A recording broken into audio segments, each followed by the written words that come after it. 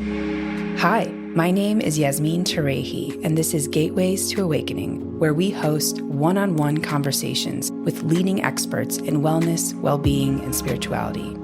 Today's episode is about the history of psychedelics and the biggest kept secret with Brian Muraresku. He is the author of The Immortality Key, The Secret History of the Religion with No Name.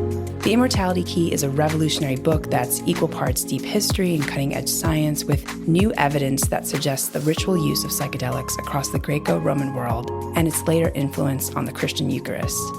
Yes, you heard me correctly.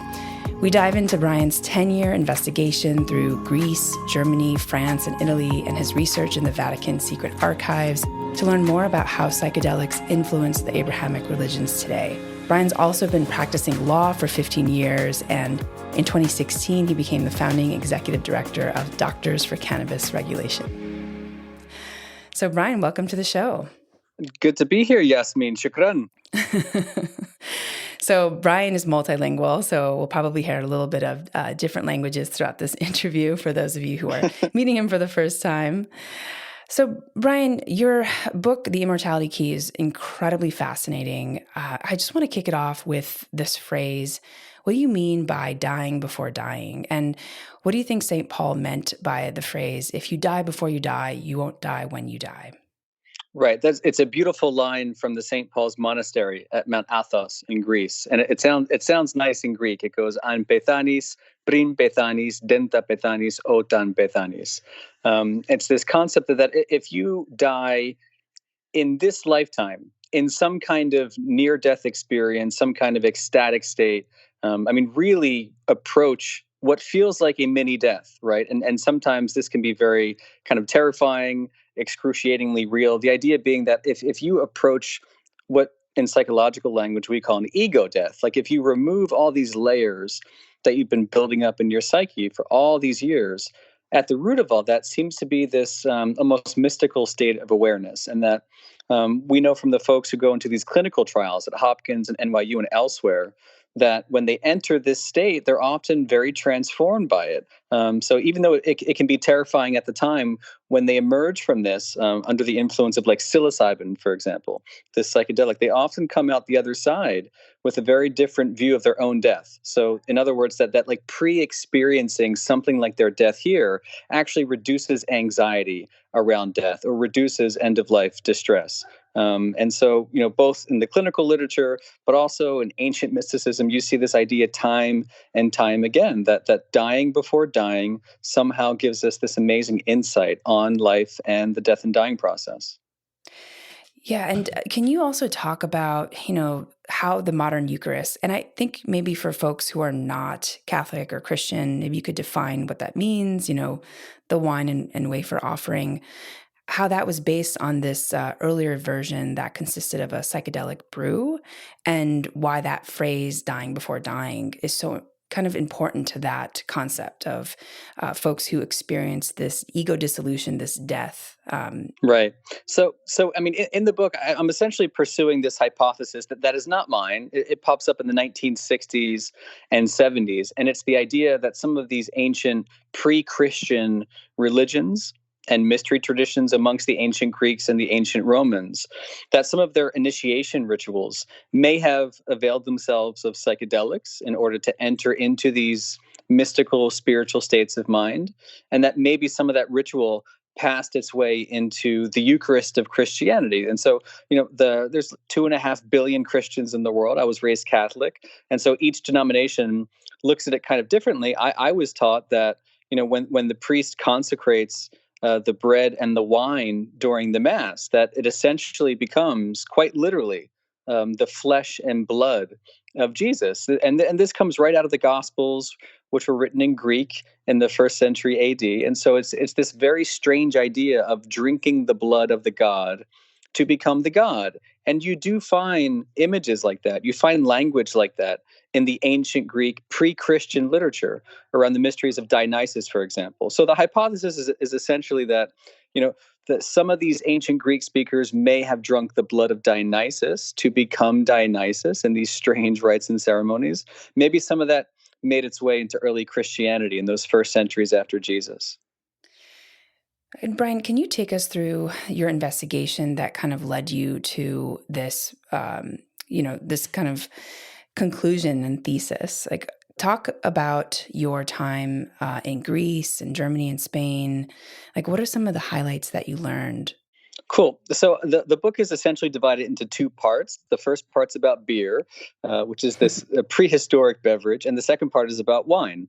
And so, in order to tie the pagan world to the Christian world, the obvious common denominator there is wine. But before sacraments of wine, and you find that in ancient Egypt, you find that amongst the ancient Canaanites and the Phoenicians, you find these wine ceremonies amongst the Israelites, the Judahites, the Babylonians. I mean, it's all over the ancient Near East and the ancient Mediterranean. But that's really the kind of the first and second millennium before Jesus. Long before that, there were these beer ceremonies too. And so I basically spent a long time trying to figure out what the oldest evidence for beer was. Turns out it could go back like 12 or 13,000 years. And there's actually a debate in academia that beer may have fueled civilization as we know it. That we sort of went from hunting and gathering to farming these cereal crops like barley and wheat, etc. Not to bake bread, but to brew beer. And so there's a pretty serious debate about that. And so I tried to follow beer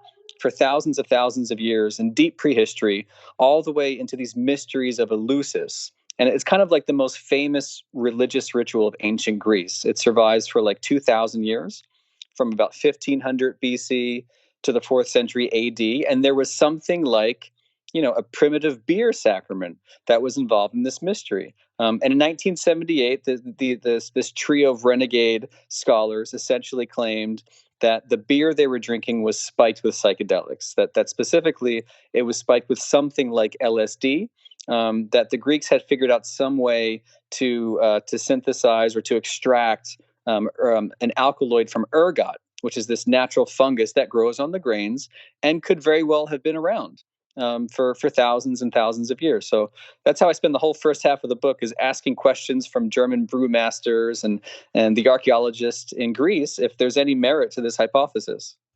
Wow. And what are some of the implications of this hypothesis for our modern times and the way that we kind of have modernized religion today? Right. I mean, it does sound totally irrelevant. I get that. So why is that? This is all ancient history. Why would anybody but a classicist care about this? I grew up studying Latin and Greek in high school. I went to college to study Latin, Greek, and Sanskrit, and classical Arabic, by the way. Like, I was just a nerdy linguist, and proudly so. But I think this matters because it kind of, I mean, if this is true, right? And I still think it's an open question. I kind of present the book as proof of concept, and an interesting idea that deserves attention from academia. But if it is true, then it means that part of the foundation of Western civilization was the ritual consumption of these mind-altering drugs, which is a very big deal. Because when this thesis was first proposed back in the late 1970s, I mean, it was roundly denied, and the researchers were excoriated for it. I mean, their careers really suffered as a result of daring to suggest that the founders of democracy and the arts and sciences and literature and philosophy and all this stuff that came from ancient Greece, it's kind of crazy to suggest it was all born in a haze of drugs, which I don't think was the case. But I mean, taken to its extreme, you're potentially talking about rewriting the birth narrative of Western civilization.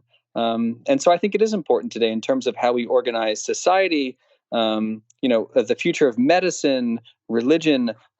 Everything is up for grabs if there's been a long history of the responsible, sacred use of drugs in very structured settings. Right. Yeah. And I think it also probably creates like an openness for modern society today to maybe even consider psychedelics and psychedelic use, because so much of, like you said, based on your research, history, you had used psychedelics to kind of move progress. So can you talk to us, and maybe you could set this up, what Eleusis is, like for folks who don't know? I think, our audience is pretty wide in terms of their religious backgrounds. So not everyone grew up with the Christian faith, and I think it would be really great if you could maybe set some of the stage of this up. Like, what was Eleusis, and why were the gatekeepers women? Mm. Right. So I mentioned it briefly. I often describe it as kind of the real religion of the ancient Greeks. We have this cartoonish image of these brilliant men and women somehow believing that there were these 12 gods and goddesses on Mount Olympus overseeing what we're up to, and that Zeus is hurling thunderbolts at us. Which is kind of crazy. It's what I learned in high school mythology. It's what a lot of folks learn in Western civilization classes. But for the Greeks, they were skeptical people. They were very pragmatic, very practical people, and so for them, I'm not sure there was a bright line between religion and science. So that they approached things like existential questions and the nature of the afterlife. They approached this with rigor and skepticism, and so for them, the Mysteries of Eleusis was essentially this long pilgrimage from Athens, 13 miles northwest, to this sanctuary, this very sacred sanctuary that was dedicated to the goddess Demeter, who was the goddess of the grain, and her daughter Persephone, who's abducted into the underworld by the king of the dead and magically resurrects. And it seems like this silly kind of fertility narrative about the seasons. But for some reason, the ancient Greeks took it very seriously. And when they went there once in their life, again, under very strict conditions. And when they drunk of this potion, this kind of beer-based grain potion, for some reason, they almost universally report a dramatic transformation in the relationship with death. Plato talks about Eleusis as the holiest of mysteries, and Pindar, the great poet of the time, talks about that only those who went there would understand what happens at the end of their life and the beginning of a new life that comes after. Cicero in the 1st century BC says Eleusis is the most exceptional and divine thing that Athens ever produced, right? So we're not talking about like some footnote in history. We're talking about like the glue of ancient Greece, and it's just possible that glue involves psychedelics, which is a revolutionary idea. Wow. And can you talk a little bit more about why the gatekeepers of Eleusis were women, and how we went from honoring women to then burning them at the stake? I mean, I think that there was obviously this big, shift where a lot of the original Eucharist and the original substances were pushed out. So can you talk about what happened and timelines as well? Right. So it wasn't fun to be a woman in ancient Greece, and yet in the mysteries of Eleusis and the mysteries of Dionysus, all these kind of let's just call them traditions of death and rebirth. Let's call them initiation ceremonies. Let's call them sacred rituals. For some reason, it was women who were often tasked with the most important duties. So there, Eleusis originally was a female rite of initiation. Men weren't even allowed in. And then over time, like into the classical period, the 4th century BC, 5th century BC, we have testimony that women priestesses are still heavily involved in this ceremonial pageantry that takes place there. Even more so in the mysteries of Dionysus. They're called maenads, these female devotees of Dionysus who drink, again, the sacramental wine, enter into these ecstatic, sometimes visionary states, becoming one with the God, one with the master of life, and one with the energy of the earth itself. Women were often the prophetesses, like at Delphi, for example. I mean, the spokespersons for the god Apollo. So, throughout the ancient Greek world, women were often accorded this high honor in these mystery cults. And, I don't think it's a coincidence that women were equally esteemed at the birth of Christianity. By the 4th century AD, as the church was becoming bigger and more patriarchal, and really just stepping into the shoes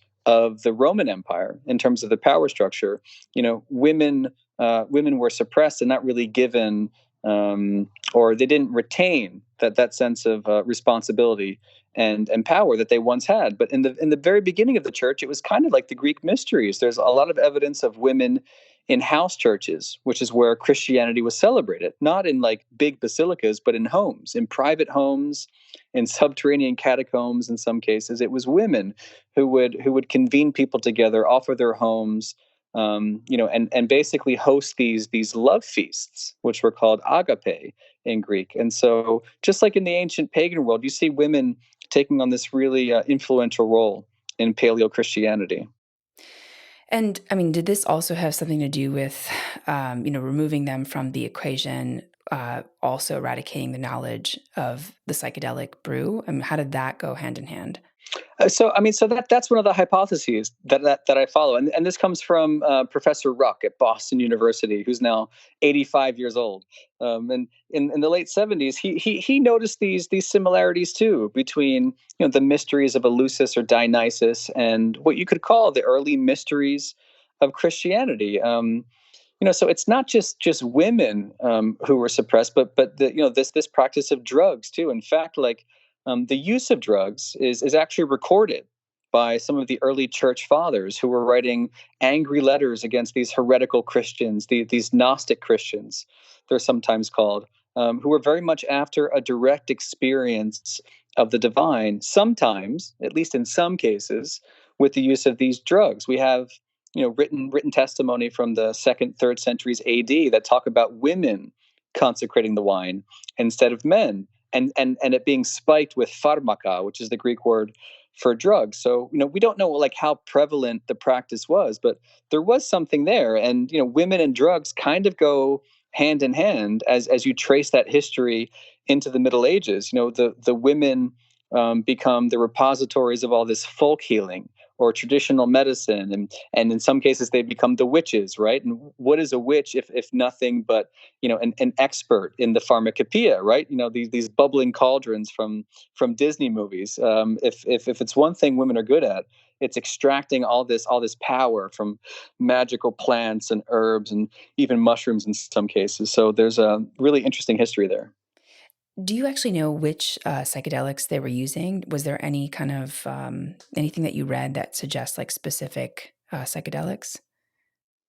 So in the ancient world, I mean, we can't say for sure, but I did find what I think is some of the first hard scientific organic evidence for this ergot that I mentioned earlier, which is again this very natural fungus. It's how you synthesize LSD.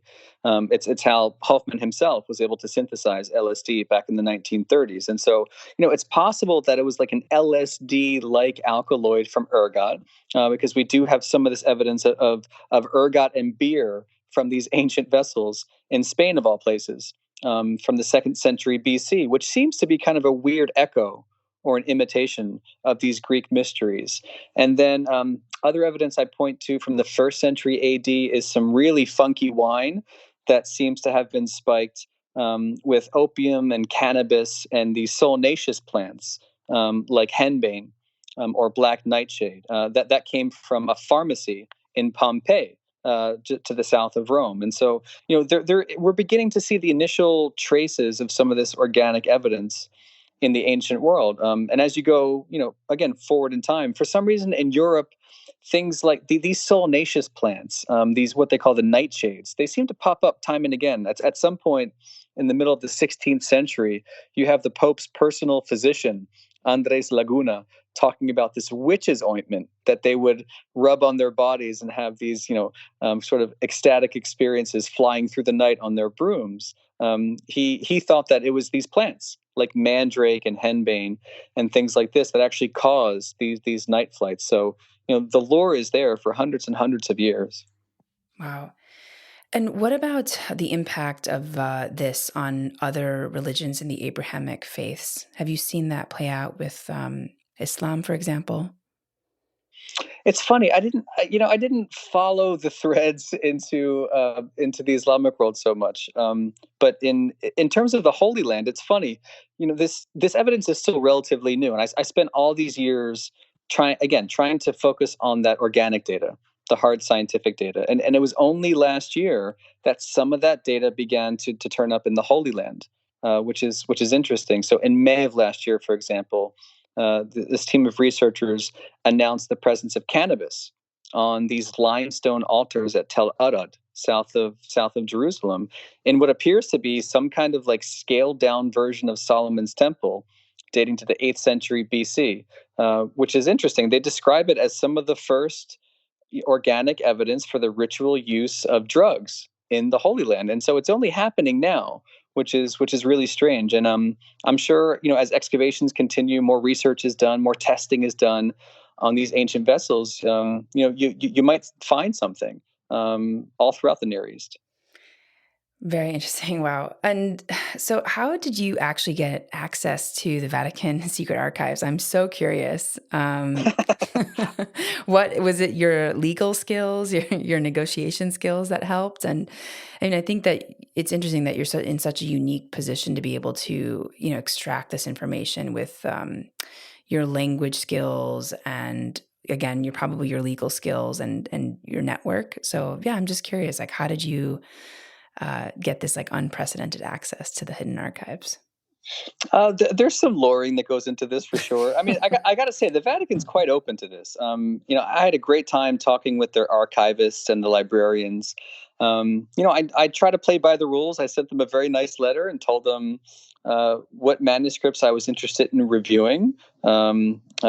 The ones belonging to Giordano Bruno, for example, from the 16th century, one of these, I guess you could call him a sorcerer of sorts, certainly a heretic.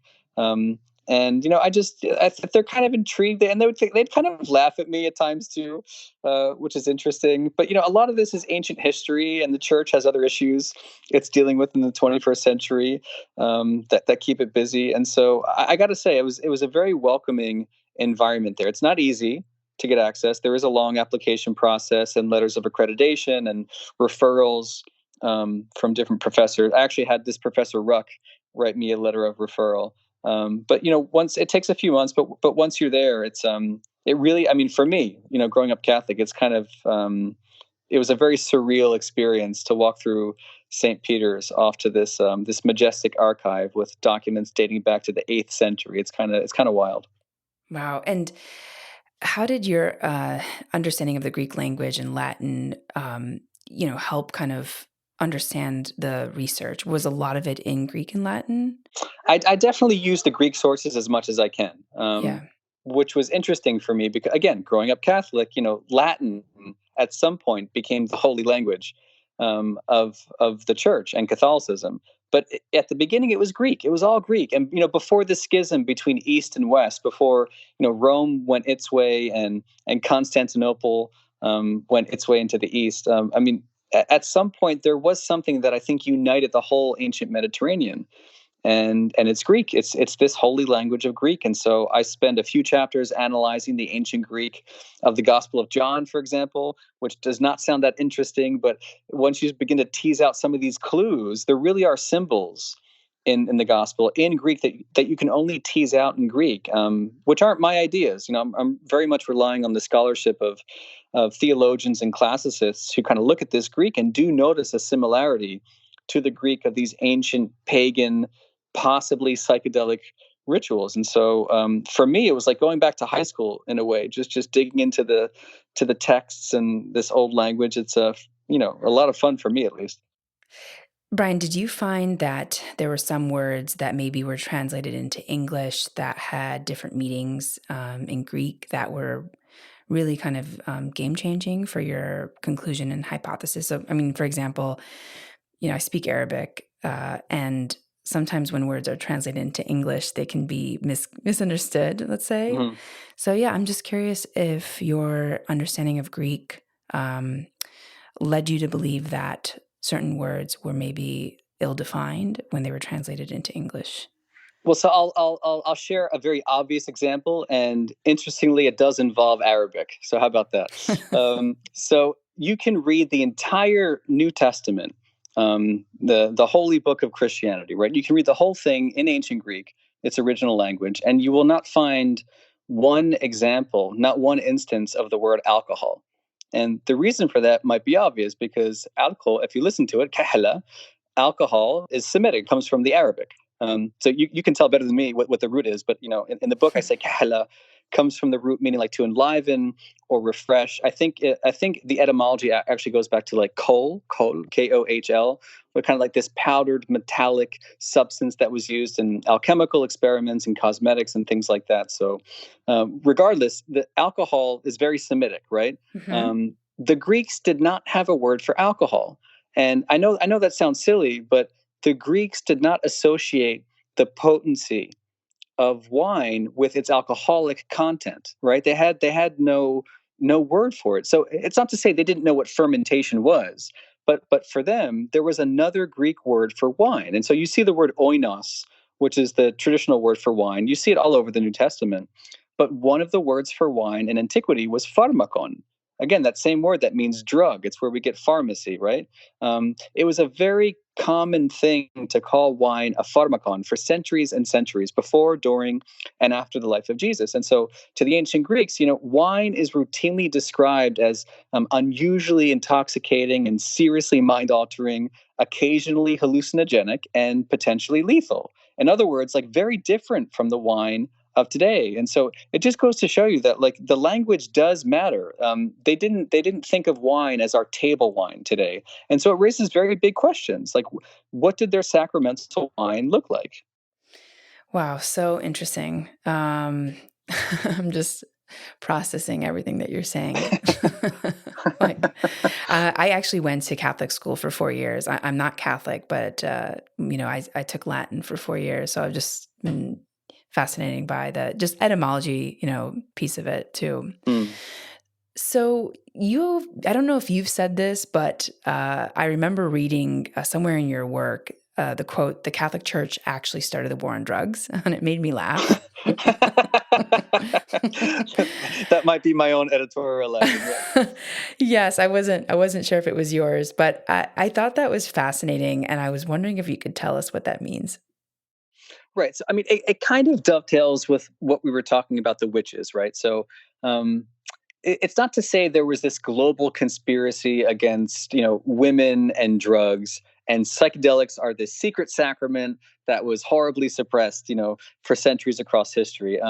That's kind of the fun Hollywood version of this, but I think the real life version is probably that women were known for their expertise with the natural world and the pharmacopoeia. I mentioned the Pope's personal physician in the mid 16th century talking about this witch's ointment, right, with all these crazy, visionary psychedelic compounds like hemlock or black nightshade, henbane, mandrake, etc. So there was concern over these substances, and when you look at the history of the witch trials and the witch burnings, which I think really begin in earnest in the 1420s. One of the first victims was this woman Finicella, who was kind of was accused of using this ointment to transform into a cat and to kill little kids, to suck the blood from children. I mean, really bizarre, kind of like horror film type stuff. But even at the very beginning there in the 1420s, you see a lot of concern over women and drugs and witches and drugs, and I think that does persist. And at the very end of the book, for example, I talk about this treatise that is written in 1629 by Hernando Ruiz de Alarcón.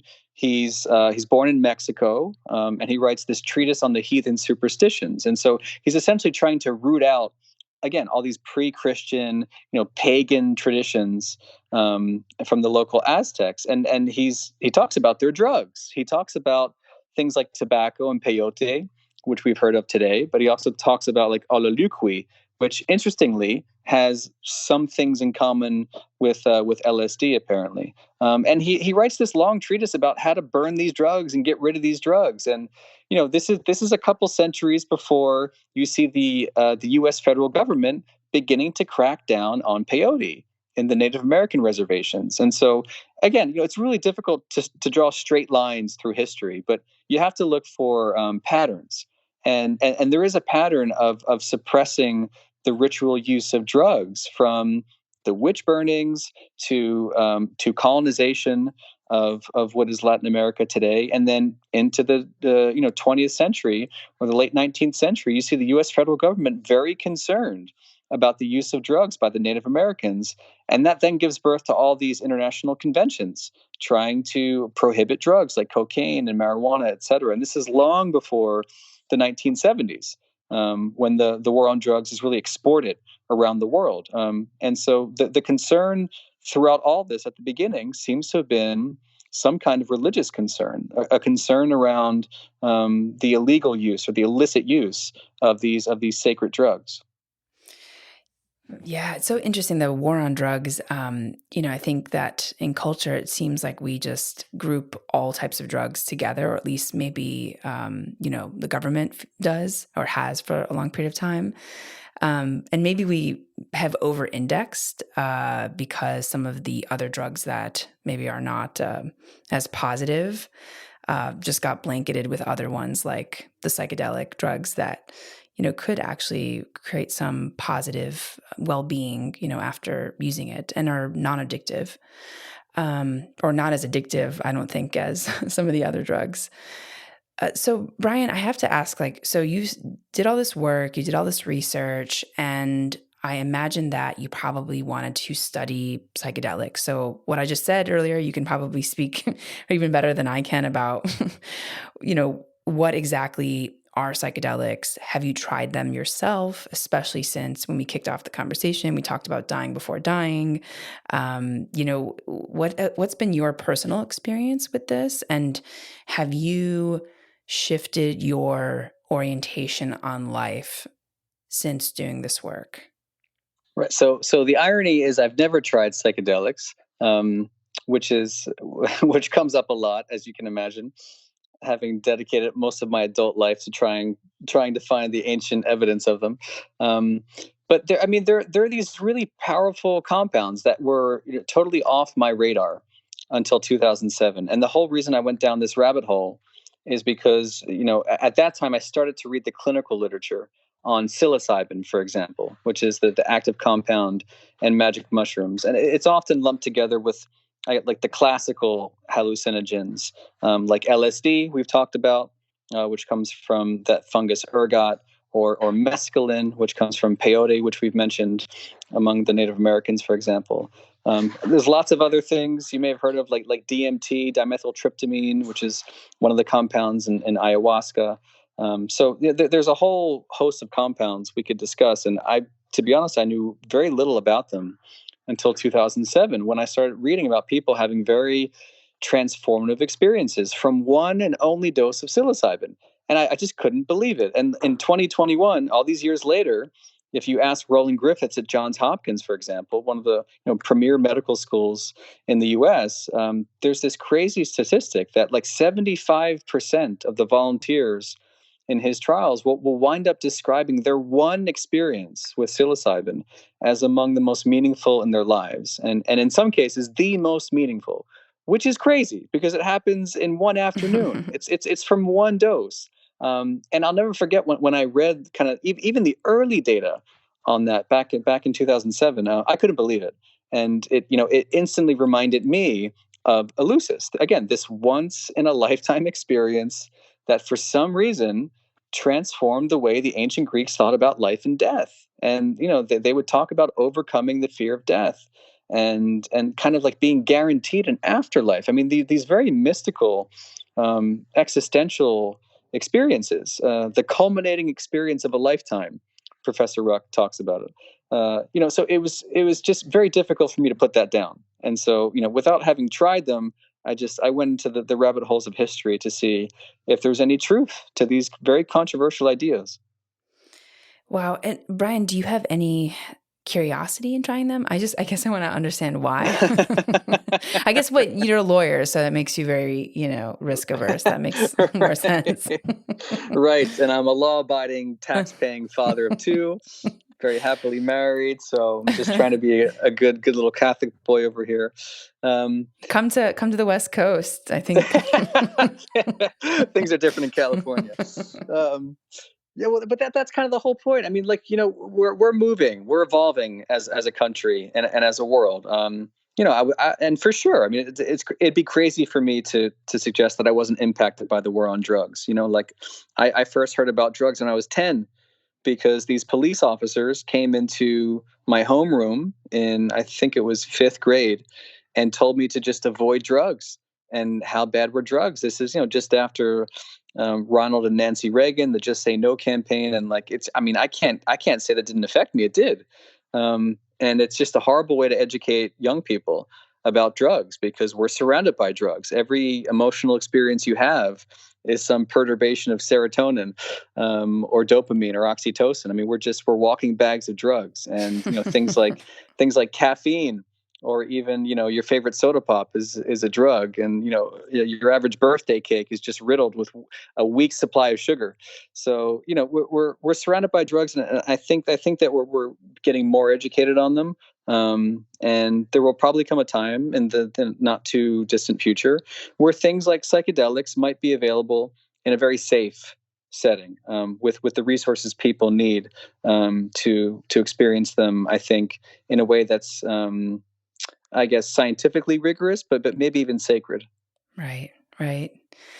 Yeah, it's so, I spent my 20s in New York City, grew up in the Midwest, and I felt the same way about all drugs were the same. And then moving to the West Coast, I think has changed my mind. I think that we're just so influenced by social norms, cultural norms within the spaces and places that we live, and over time we become a product of our environment. So, yeah. So I'm just, curious, like, why you think this subject is so important, why you spent so much of your life dedicated to it. Like, why work on this? And also, like, what's next for you? Are you going to continue to do research?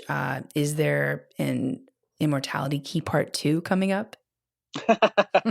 There just maybe. It's hard to put this stuff down.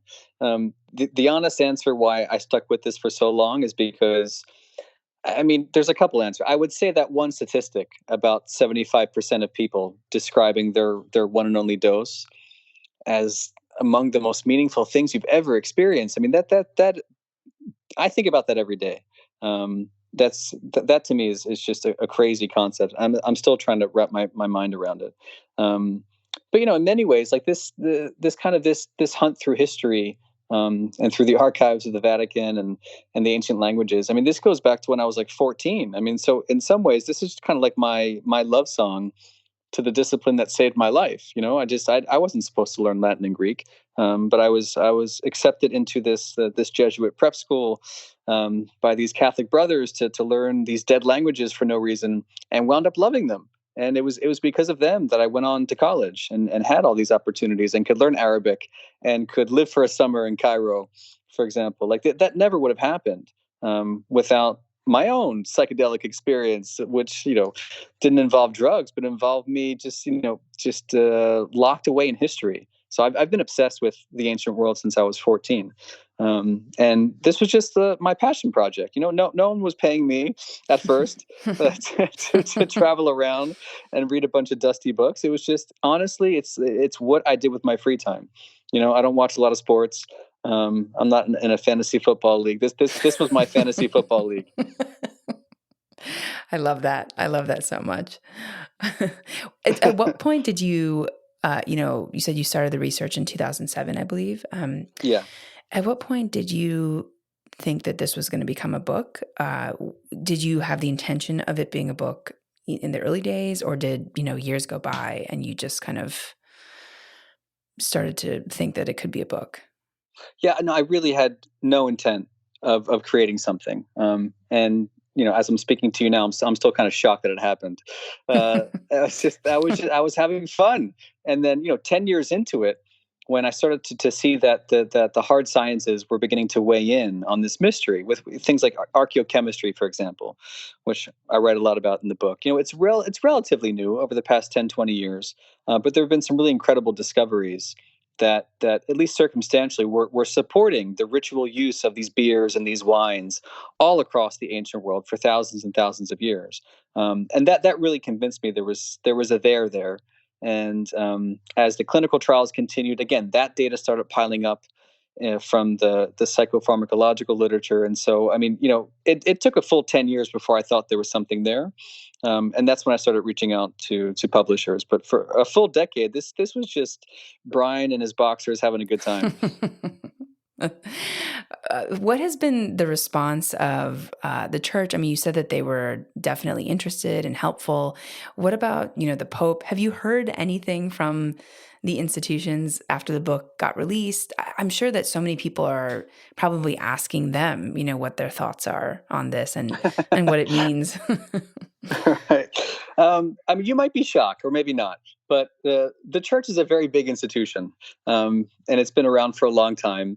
And there's a lot of room for debate, quite frankly. And it was the Jesuits that inspired this search into the origins of the faith. And the maxim, what good is any faith if it goes untested? And so I'm trying to ask very honest questions. I don't impugn the divinity of Jesus. I don't really opine on the Last Supper itself. I don't know what was happening in the first century AD. I'm looking for data that helps fill in all these gaps between religion and science. I do think the two can live together. And so, as long as we treat it like a hypothesis, and as long as it stays sober and academic, and I rely on lots of friends and colleagues at different universities to help me, obviously, and to help lead the way beyond me. I think as long as we keep it academic, that it's a conversation worth having, because it's the kind of thing that religious professionals might want to investigate. They're already investigating it at Hopkins, for example. The results of a years-long study where priests and rabbis, and I think one imam, actually experienced psilocybin, and talk about what happened to them. I think those results are actually about to be published either later this year or early next year. So, it's very topical stuff, and there's lots of conspiracy and controversy there. But I do think it's a conversation worth having. And, what has surprised you the most in this journey over the last decade of research, of, talking to folks, at the Vatican? What surprised you the most, if you could kind of nail it on one thing? I would say, like, the general reception to the idea, and what I did was not courageous. Let me put it that way. There was nothing avant-garde about releasing this book in 2020, especially after my friend Michael Pollan wrote a great book, How to Change Your Mind, which came out in 2018, and again talked about the modern history of psychedelics, really, and all these clinical trials. And it was, for me, it was a major game changer, for the way we think about these drugs. And also, there've been these decriminalization, these legalization efforts, and so, I mean, just put it all together. And when I put this book out, it was very different from 1978, when the people who started this idea suffered for it. I mentioned Carl Ruck, who's now 85 years old. His career definitely took a turn after he became the drug guy, in the classics department. You don't want to be the drug guy in the late 1970s. And so, the biggest thing that stands out to me is that whenever I would approach somebody with the hypothesis, nobody slammed the door. Whether that was the government ministers in Greece, or the curator of the Louvre, or these Boston linguists, or these scientists. As long as you can approach it, again, soberly, it seemed to me that people were kind of intrigued by this idea, and nobody turned me away. Wow. And Brian, what are some books or resources that have inspired you, or that also were helpful to coming up with your hypothesis? You mentioned a couple folks. I just wanted to give them some credit as well. And it may be anyone else that could have just been inspirational for your work. Sure. I mean, so at the time I was reading that clinical literature back in 2007, 2008, there was a book by a friend, Graham Hancock. He wrote a great book called Supernatural, which had come out a few years before that, which to this day, I'm looking at it right now. To this day, it's one of my favorite books of all time. It charts the potential use of hallucinogens, and the relationship to cave art tens of thousands of years ago, in what's known as the Great Leap Forward, 50, 60,000 years ago. The human species is an old species. We've been around a couple 100,000 years, but for some reason, we don't leave evidence of abstract thought. There's no cave art that we know of, again, until that Great Leap Forward, as Jared Diamond calls it, about 50, 60,000 years ago. And it's a colossal mystery. And so Graham's book is about the potential use of psychedelics and catalyzing this new abstract thought and these rituals in the caves, which is just fascinating stuff. And when I read that, I realized there was a much longer story than the one I'd been exposed to about ancient Greece. It wasn't just ancient Greece. It was this really poetic kind of history of our relationship to the natural world and what may have happened in times past. So that was, for me, that was an awesome book. And you were actually in a podcast with him, correct, on Joe Rogan? Yes, Yeah. he helped me launch the book last September. He was there on a little monitor on Joe's desk because of COVID prevented him from coming across the sea. Amazing. What do you want to tell people about their, wellness and well-being after writing this book? Like, what's your main takeaway or call to action, if you have a call to action? I'm not sure if you wrote this book more to just bring awareness to this topic, or if you wanted to convert people on a particular, I guess, conclusion or call to action. But yeah, so I'm just curious, like, do you have a main takeaway or call to action? And if not, like, what would you say, what do you want to tell people as your last, main takeaway? I mean, I guess less of a modern call to act and more of a call to curiosity. And I think, part of this book is me putting together all these pieces that would not have come together but for, I guess, the great fortune of studying the humanities and like a liberal arts education. Like at some point I dropped that all to go to law school and begin to learn how the world actually works and study finance and things like that and work on Wall Street. But again, nights and weekends, I turn back to the love of my teen years in college, and I guess my only call would just to be to stay curious and for God's sake to learn a few languages when you're young, because you probably won't have time when you're older, for various reasons. And so it's probably enhanced your life just growing up multiculturally, and I've seen it in my daughters who are growing up multilingually. It's just I think it's the best gift that you can give to young people and the best gift you can give to yourself. And I just think it opens the doors to all this, all these things that no one's going to put together for you. Like my book it's equal parts trying to decipher the ancient languages as the modern languages.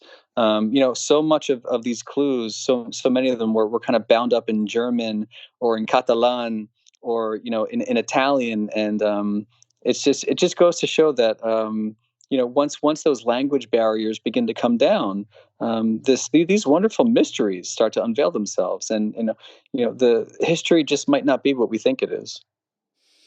Yeah, I mean, this work has kind of shifted my whole way of thinking when it comes to religion, and just some of the even principles on, what it even means to show up within a certain faith. It's really fascinating. I mean, that's probably an entirely different topic in itself. But Brian, where can people find you? Are there any resources that you can point folks to other than to pick up the Immortality Key, which I found is not only just on Amazon and other booksellers, but also on Audible. So you can find it there. But is there anything else or any other ways that you would like for people to get in touch with you? Maybe it's research or other kind of things.